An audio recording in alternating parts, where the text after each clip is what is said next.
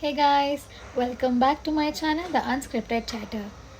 If you're new to my page, please subscribe, guys. And without getting delayed, let's get into the video. If you have watched my previous vlogs, you might have already known that I visited to Goa recently. So I wanted to share my itinerary with you guys so that it might be helpful to you. We can reach Goa via bus, train, flight, or car. So, for time constraints, we have taken flight and we directly landed in Dabolim Airport. It took almost 1 hour to reach there. We planned for a 5 day trip, so 3 days we would be in North Goa and the other 2 days would be in South Goa. So from airport we hired a government taxi to Calangute, which is in North Goa. So they charged us around 1,200 rupees, and then we directly went to the hotel which we have booked. I leave the property which I've stayed in the description below. I stayed in Casa Boutique Hotel. I think in my day one vlog I have showed you the room tour. So as explained there, the room has two balconies, AC, fridge also, and it's not like it don't have a beach view, but the property don't have any disturbance at all amidst that big crowd. And but the minor, like very major drawback is the property don't have lift. So if you're traveling with elders or if you have more luggage, then it is very difficult for you to go upstairs. We checked in into our hotel and then we talked to the receptionist for to arrange a two-wheeler. All the hotels in Goa will have the connections with the bike rentals or car rentals, so you can just talk to your receptionist. So we talked to them and they got us a scooty. So we took the scooty and headed to our breakfast. After our breakfast, we came back to our hotel and took a power nap. And for lunch, we went for Fisherman's Wharf. After lunch, we came back to our hotel because outside it is very hot. We can't even imagine the temperature. It's so hot. So we came back to our hotel and we took some rest. In the evening, we went for Para Road.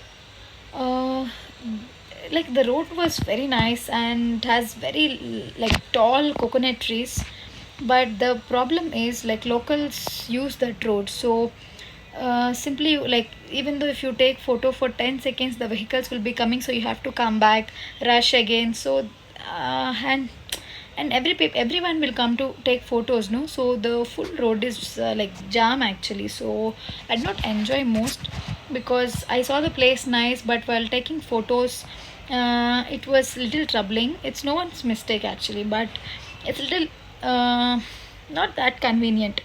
So I thought like it would be better if I've gone in the early morning, but I don't know by that time. So I went in the evening and I did not enjoy it the most. So if you're planning to Para Road, try in the mornings, like during the time of sunrise. And one more note here. If you park your bike somewhere on the road, people will be coming and asking if that bike is yours. Please don't park it there. Police will come, etc., etc., and they'll charge 50 rupees for parking. So I'm not sure if this is true or not.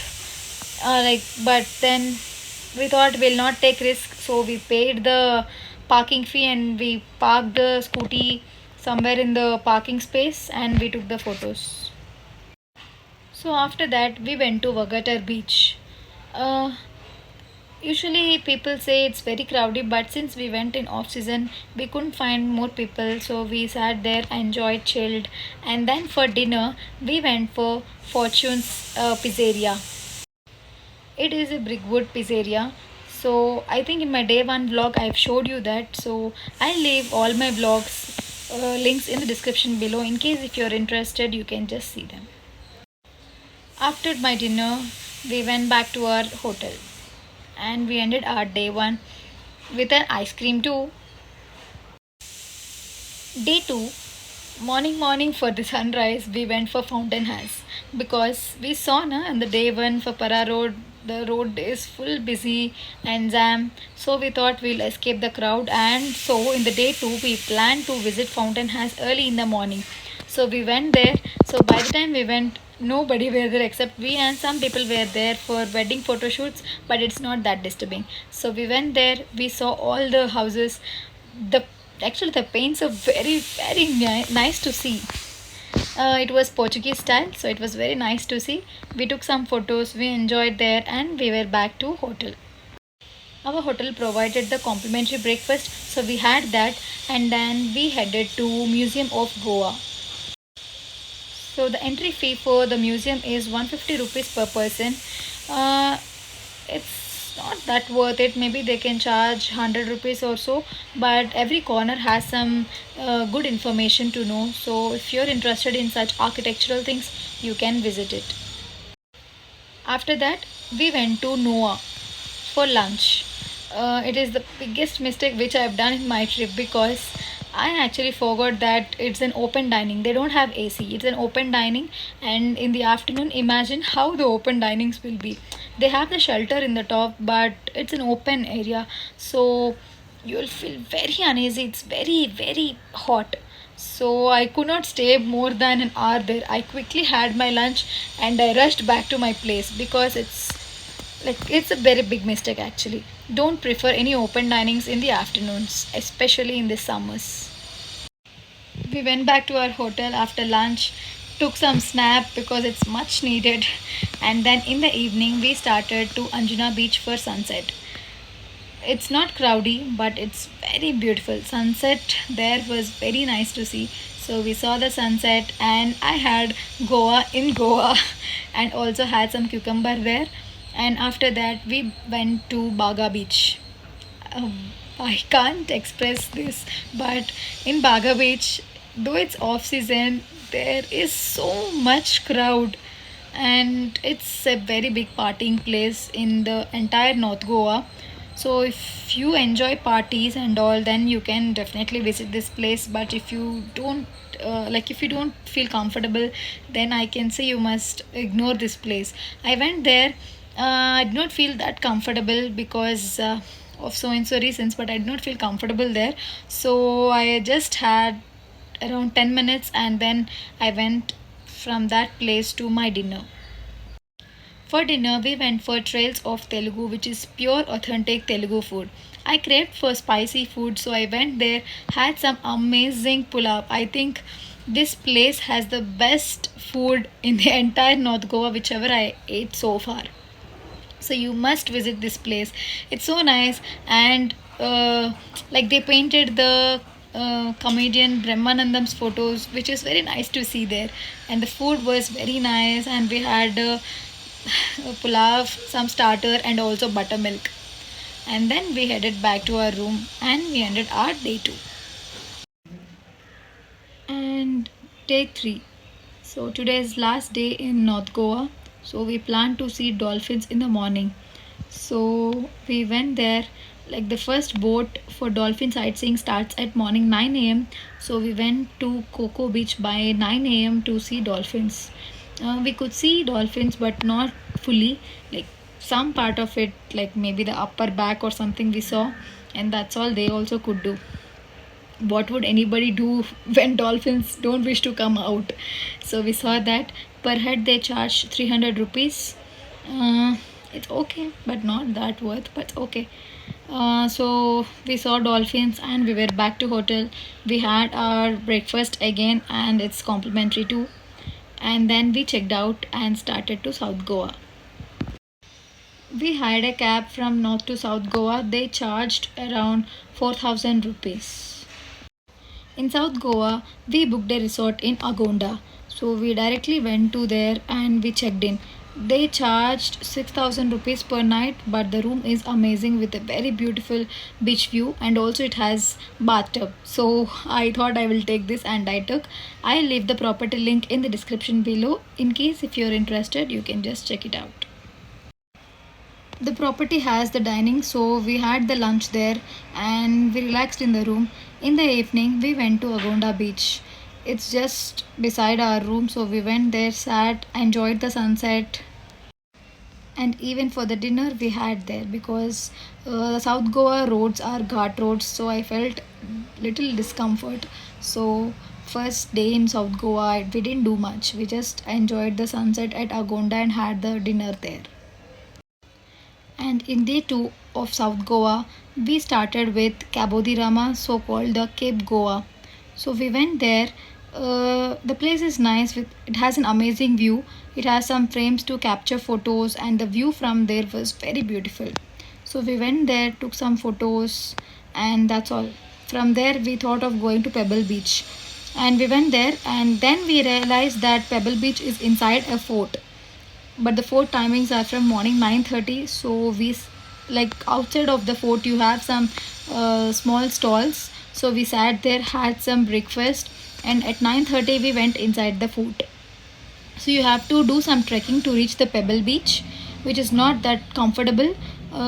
It's just 1 to 2 kilometers, but the walkway is not that nice.